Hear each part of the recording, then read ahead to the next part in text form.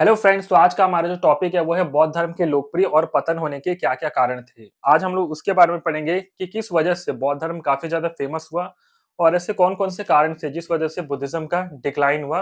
ये आज का हमारा टॉपिक है। तो सबसे पहले देखते हैं कि बौद्ध धर्म जो है वो लोकप्रिय क्यों हुआ? क्यों इतना ज़्यादा फेमस हुआ? इसके बारे में हम लोग जानेंगे। तो इसके कई सारे कारण हैं, जिसमें से कुछ कारण पर आज हम लोग ध्यान देंगे। देखिए, सबसे पहले क्या बोला है कि बुद्धिज़्म के फेमस होने का जो पहला कारण था दोस्तों, वो था सबके लिए समानता। भगवान बुद्ध बोलते हैं कि हर इंसान बराबर है, चाहे वो किसी भी जात का क्यों ना हो। उस समय दोस्तों जो भारत का जो समाज था, वो वर्ण व्यवस्था और जाति व्यवस्था में काफ़ी ज़्यादा डिवाइडेड था। तो लोगों में एक प्रकार की भेदभाव की भावना फ़ील होती थी, जिस समय लोगों को उस धर्म को, उस रिलिजन को फ़ॉलो करने में काफ़ी कठिनाई होने लगी। तो उसी समय कौन-सा धर्म आया दोस्तों? बुद्धिज़्म और जैनिज़्म आया। तो जिसमें भगवान बुद्ध ने भी कहा बौद्ध धर्म में कि हर इंसान बराबर है, चाहे वो किसी भी जात का क्यों ना हो। तो ये चीज़ों ने इस चीज़ ने लोगों को काफ़ी ज़्यादा अट्रैक्ट किया कि हाँ, इंसान को इंसान की नज़र से देखना है, ना कि किसी जात की नज़र से। तो जहाँ जब भी कठिनाई आती है तो इंसान क्या करता है? उस कठिनाई को अवॉइड करके सिंप्लिसिटी यानी कि सरलता की ओर जाने की कोशिश करता है। तो बुद्धिज़्म में क्या हुआ? लोगों को सरलता दिखी, सिंप्लिसिटी दिखी। तो इसीलिए क्या हुआ? बौद्ध धर्म दोस्तों काफ़ी ज़्यादा फेमस हुआ अपने सिद्धांतों के आधार पर, अपनी फिलॉसफी के आधार पर। इसी में भगवान बुद्ध ने बोला कि हर इंसान बराबर है, चाहे वो किसी भी जात का क्यों ना हो। तो ये चीज़ें लोगों को काफ़ी ज़्यादा पसंद आई। ठीक है फ्रेंड्स? जिस वजह से बौद्ध धर्म काफ़ी ज़्यादा फेमस हुआ। दूसरा जो कारण है, वो है धर्म को आसान बनाया। भगवान बुद्ध बोलते हैं कि हर इंसान को कठिन पूजा-पाठ और कर्म कांड करने के बजाय ना दोस्तों, अच्छा काम करना चाहिए और अच्छा बिहेवियर रखना चाहिए। अच्छे काम करोगे तो आपको अच्छा फल मिलेगा, अच्छा बिहेवियर रखोगे तो समाज में आपकी एक अच्छी पहचान बनेगी। भगवान बुद्ध कहते हैं कि लाइफ में अगर कोई भी प्रॉब्लम आती है, तो जो प्रॉब्लम है, उसके जो पॉसिबल सॉल्यूशंस हो सकते हैं, उसको डायरेक्ट फॉलो करना है। ये नहीं कि लाइफ में कोई प्रॉब्लम आई, आप कुछ और करने लग गए और जब कुछ और कर रहे हो, तो आप उससे एक्सपेक्ट कर रहे हो कि वो चीज़ उस प्रॉब्लम से सॉल्व हो जाए। तो ऐसा नहीं करना है। जो चीज़ जैसा है, उसको आप एक्सेप्ट करो। जो चीज़ जैसा है दोस्तों, उसको आप ऐसे एक्सेप्ट करो और उससे सीधा फॉलो करो। ये भगवान बुद्ध बोलते हैं। ठीक है फ्रेंड्स? तो इतना नोट कर लीजिए आप लोग। फ्रेंड्स आगे देखते हैं पॉइंट्स में क्या बोला गया है। देखिए बोला गया है कि आम लोगों की भाषा में भगवान बुद्ध ने अपना जो भी ज्ञान, जो भी उपदेश उन्होंने दिया ना दोस्तों, वो उन्होंने एक आम लोगों की भाषा में, जैसे कि उस भाषा में बताया, जिससे कि लोग आसानी से जो वो कह रहे हैं उसको आसानी से समझ पाए, उससे आसानी से अपने लाइफ से रिलेट कर पाए। इस वे में उन्होंने अपनी भाषा का प्रयोग किया और अपने उपदेश दिए दोस्तों। यही बोला गया है कि आम लोगों की भाषा में भगवान बुद्ध ने अपनी बातें आम लोगों की समझ में आने वाली भाषा में बताई, जिससे लोगों को क्या हुआ, इस धर्म के प्रति रुचि बढ़ी। भगवान बुद्ध ने जो ज्ञान दिया उसके प्रति रुचि बढ़ी, अट्रैक्शन बढ़ा। तो लोगों ने बुद्धिज्म को अपनाना शुरू किया। सिर्फ पब्लिक ने ही नहीं, नॉर्मल लोगों ने नहीं, कई सारे राजा महाराजों ने भी बौद्ध धर्म को अपनाया दोस्तों। तो ये भी था जिस वजह से क्या हुआ, बौद्ध धर्म काफी ज्यादा फेमस हुआ। बौद्ध धर्म पर जब भगवान बुद्ध ने अपने उपदेश दिए, अपना ज्ञान दिया, तो उन्होंने काफी आसान भाषा का प्रयोग किया, जन भाषा का प्रयोग किया, जिससे कि लोग उनको आसानी से समझ पाएँ, अपने लाइफ से रिलेट कर पाएँ। इस वे में उन्होंने लोगों को अपना ज्ञान और अपना उपदेश दिया और इसी वजह से क्या हुआ, बुद्धिज़्म और उनके जो कोर प्रिंसिपल थे, काफ़ी ज़्यादा फेमस हुए। तो एक चीज़ सबसे बड़ा जो कारण है कि बौद्ध धर्म लोकप्रिय क्यों हुआ, क्योंकि भगवान बुद्ध ने अपनी जो ज्ञान और अपना जो उपदेश दिया, वो एक आम लोगों की बोलचाल की भाषा में दिया। एक सरल भाषा में उन्होंने अपना उपदेश दिया, जिससे लोगों को वो चीज़ काफ़ी ज़्यादा पसंद आया और लोग बुद्धिज़्म की तरफ अट्रैक्ट हुए। ठीक है फ्रेंड्स, आगे देखिए क्या बोला है। सम्राट अशोक जैसे बड़े-बड़े राजा महाराजाओं ने भी बौद्ध धर्म को अपनाया। बौद्ध धर्म को अपनाने वाले सिर्फ नॉर्मल पब्लिक नहीं थे दोस्तों, कई सारे राजा महाराजाओं ने भी बौद्ध धर्म को अपनाया। जैसे कि सम्राट अशोक जो कि मौर्य वंश से संबंधित है, राजा मिनांडर वो भी एक महाराजा थे जिन्होंने बुद्धिज्म को अपनाया। ऐसे ना जाने कितने राजा महाराजा थे जिन्होंने बौद्ध धर्म को अपनाया और उसके बाद उस बौद्ध धर्म का प्रचार भी किया दोस्तों। तो ये भी एक बहुत बड़ा कारण था कि बौद्ध धर्म को राजा महाराजाओं का भी सहयोग मिला। कई सारे ऐसे राजा महाराजा थे जैसे कि अशोक, खुद इतने बड़े राजा थे, उन्होंने बुद्धिज्म को अपना लिया।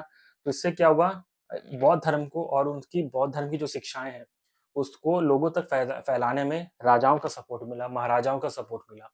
तो ये भी बौद्ध धर्म के लोकप्रिय होने का सबसे बड़ा कारण माना जाता है कि एक नॉर्मल पब्लिक के अलावा बड़े-बड़े जो राजा महाराजा थे, उन्होंने भी बुद्धिज्म को अपनाया। ठीक है फ्रेंड्स, तो नोट कर लीजिए इतना। फ्रेंड्स अगला कारण देखते हैं, देखिए क्या बोला गया है कि देश विदेश में प्रचार हेतु बौद्ध भिक्षु अलग अलग जगह पर जाकर बौद्ध धर्मों की उन्होंने शिक्षा दी। बौद्ध धर्म दोस्तों ये वो धर्म था जो भारत में ही नहीं, भारत के बाहर देशों में भी इस धर्म का प्रचार प्रसार हुआ।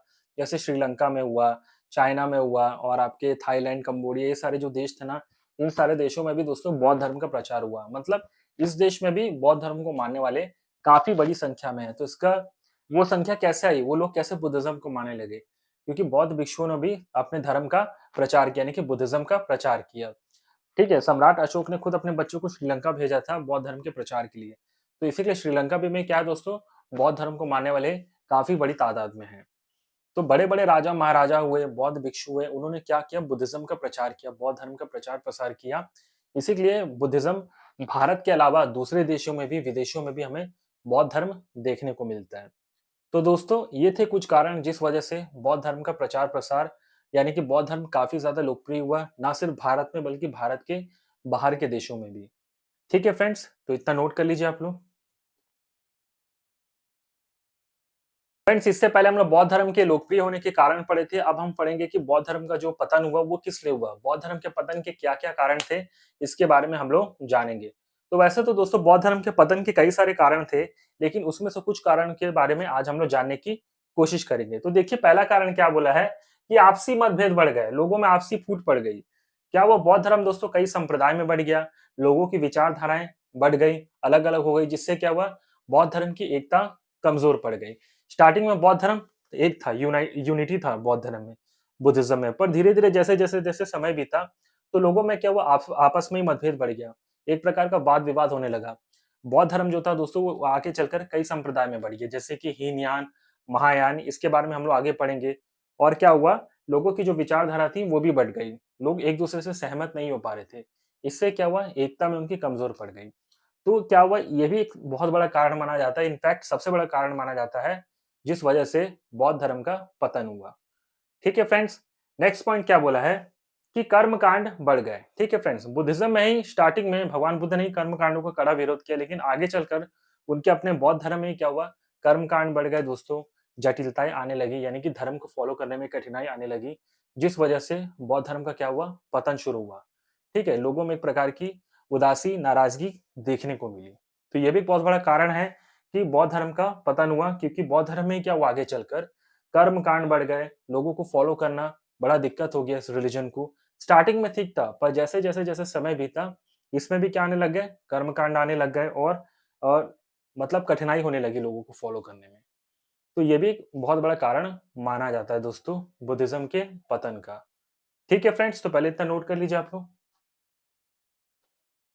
फ्रेंड्स आगे देखिए क्या बताया गया इसमें कि राजाओं का संरक्षण जो था दोस्तों वो कम हो गया। टाइम के साथ क्या हुआ, बौद्ध धर्म को मिलने वाला जो राजकीय सपोर्ट था, जो राजा महाराजाओं का सपोर्ट था दोस्तों, वो भी कम हो गया। तो इससे क्या हुआ, बौद्ध धर्म का जो इम्पैक्ट था, जो प्रभाव था समाज के प्रति और लोगों के प्रति, बहुत कम देखने को मिला। कि पहले क्या थे, राजा महाराजा बौद्ध धर्म को अपनाते थे, सपोर्ट करते थे, लेकिन एक समय के बाद क्या हुआ कि बुद्धिज्म को राजा महाराजाओं का एक प्रकार से राजकीय जो सपोर्ट होता है वो मिलना कम हो गया। तो जिससे क्या हुआ, इनका जो इम्पैक्ट था वो कम हुआ है। पहले बड़े-बड़े राजा महाराजा क्या होता था, बुद्धिज्म के इन्फ्लुएंस में आके, यानी कि बौद्ध धर्म की जब शिक्षा दीक्षा जब उन्होंने ली, जब उन्होंने उनके उपदेश को सुने, तो उससे काफ़ी ज़्यादा प्रभावित होकर बौद्ध धर्म को अपनाते थे। तो इससे क्या था, बौद्ध धर्म को राजा महाराजाओं का सपोर्ट मिलता था, तो बौद्ध धर्म का क्या प्रभाव भारत में भी देखने को मिला और भारत के बाहर के देशों में भी देखने मिला। लेकिन धीरे-धीरे क्या हुआ, समय के साथ बौद्ध धर्म में राजा महाराजाओं को क्या हुआ, सपोर्ट कम होने लग गया। तो इससे क्या हुआ, बुद्धिज्म का जो प्रभाव था दोस्तों वो कम होने लग गया। तो ये भी एक पतन का बहुत बड़ा कारण माना जाता है कि राजा महाराजाओं ने बौद्ध धर्म को आगे चलकर सपोर्ट नहीं किया। ठीक है, अगला पॉइंट जो है वो है बौद्ध मठों में कमजोरी हो गई। जैसे कि स्टार्टिंग में बुद्धिज्म में जैसे जो बौद्ध मठ होते थे, विहार होते थे, वहाँ पर क्या होता था, अच्छे से डिसिप्लिन का पालन किया जाता था, अनुशासन का पालन किया जाता था, अच्छी व्यवस्थाएँ होती थी। लेकिन समय के साथ बौद्ध मठों में भी कमज़ोरी आ गई। यहाँ पर व्यवस्थाएँ चरमराने लग गई, कमज़ोर पड़ने लग गई, अनुशासन यानी कि डिसिप्लिन को लोग फॉलो नहीं करते थे, डिसिप्लिन्स भी टूटने लगे। तो इससे क्या हुआ, लोगों का एक प्रकार से विश्वास उठने लग गया। तो बौद्ध मठों में भी क्या हुआ दोस्तों, एक प्रकार से कमज़ोरी आ गई। तो ये भी बुद्धिज्म के पतन का एक बहुत बड़ा कारण माना जाता है। कोई भी चीज़ प्रभाव में तब भी रहेगी दोस्तों जब उसका एक प्रॉपर व्यवस्था होता है, प्रॉपर एक वे होता है काम करने का, कंडक्ट करने का, और डिसिप्लिन बहुत ज़रूरी है। अगर डिसिप्लिन नहीं रहेगा तो लोग क्या है, उस चीज़ को कैसे अपन एक्सप्लेन करेंगे, उस चीज़ को हल्के में लेने लगते हैं। तो यही चीज़ यहाँ पर भी हुआ। बौद्ध मठों में भी क्या हुआ, कमज़ोरी देखने को मिली। लोग डिसिप्लिन को फ़ॉलो नहीं कर रहे थे, व्यवस्थाएँ चरमराने लगी, टूटने लगी। तो इस वजह से भी क्या हुआ, बुद्धिज़्म का पतन होना शुरू हो गया। ठीक है फ्रेंड्स, तो एक तरह से ये भी बहुत बड़ा कारण माना जाता है कि बौद्ध मठों में हमें कमज़ोरी देखने को मिली। क्योंकि लोग अब डिसिप्लिन को फ़ॉलो नहीं कर रहे थे, व्यवस्थाएँ जो थी, जो सिस्टम था, वो अब टूटने लगा था, चरमराने लगा था। ठीक है फ्रेंड्स, तो इतना नोट कर लीजिए आप लोग। अगला कारण है दोस्तों, वो है विदेशी आक्रमण से हुआ नुकसान। देखिए समय में आगे चलकर ना बौद्ध धर्म में, जैसे कि भारत में भी स्टार्टिंग में तो कुछ ही धर्म थे, लेकिन आगे जैसे-जैसे समय बीता तो कई सारे धर्म और भी आए। तो भारत में भी क्या हुआ दोस्तों, कई सारे धर्म और आए और उन धर्मों ने क्या किया, आगे चलकर बौद्ध मठों पर और यूनिवर्सिटी यानी कि विश्वविद्यालय पर अटैक किया। तो बुद्धिज़्म में क्या है दोस्तों, देखिए बुद्धिज़्म भी अहिंसा वाला धर्म है। लड़ाई झगड़ा, मारपीट ये सब बुद्धिज़्म में नहीं है। बुद्धिज़्म शांति की बात करता है। बौद्ध धर्म में भी क्या दोस्तों, शांति, एनलाइटमेंट की बात की जाती है। तो जैसे ही अन्य धर्मों के लोगों ने, जैसे कि अन्य धर्मों ने बौद्ध मठों पर अटैक किया, यूनिवर्सिटी पर अटैक किया, तो ये लड़ते नहीं थे। तो ये भी एक बहुत बड़ा कारण था कि आगे चलकर क्या हुआ, यूनिवर्सिटीज़ तबाह हो गई, बौद्ध मठ को भी नुकसान पहुँचाया गया, जिससे बौद्ध धर्म का जो केंद्र था, वो भी नुकसान हुआ। बौद्ध धर्म के केंद्र में और बौद्ध धर्म का पतन का एक सबसे बड़ा कारण ये भी माना जाता है कि जैसे विदेशियों ने बौद्ध धर्म पर यानी कि भारत पर जब अटैक किया, तो उन्होंने बौद्ध धर्मों पर यानी कि बौद्ध मठ पर और बौद्ध, जैसे कि बौद्ध यूनिवर्सिटीज़ हो गई, बौद्ध मंदिर हो गए, उन पर भी अटैक हुआ। तो बुद्धिज़्म क्या है दोस्तों, शांति और अहिंसा की बात करता है, तो इनमें भी लड़ाई झगड़े वाला सिस्टम नहीं था। तो यही एक सबसे बड़ा कारण ये भी माना जाता है कि बौद्ध धर्म का पतन यहाँ पर हुआ, कि विदेशी आक्रमण से बुद्धिज़्म अपने आप को रक्षित नहीं कर पाए, रक्षा नहीं कर पाए। इस वजह से क्या हुआ, बौद्ध धर्मों के जो केंद्र थे, उनको काफ़ी ज़्यादा नुकसान पहुँचा। तो ये भी एक बहुत बड़ा कारण माना जाता है कि बौद्ध धर्म का पतन हुआ, विदेशी आक्रमण को भी बौद्ध धर्म के पतन का कारण माना जाता है। ये भी एक इम्पोर्टेंट फैक्टर है, इसे आप समझ सकते हो। ठीक है फ्रेंड्स, तो ये था दोस्तों बौद्ध धर्म की लोकप्रिय और पतन होने की कुछ प्रमुख कारण। अगर आपको मेरा ये वीडियो पसंद आया, तो प्लीज़ आप इस वीडियो को ज़्यादा से ज़्यादा लाइक, कमेंट और शेयर ज़रूर करिएगा दोस्तों। Thank you so much.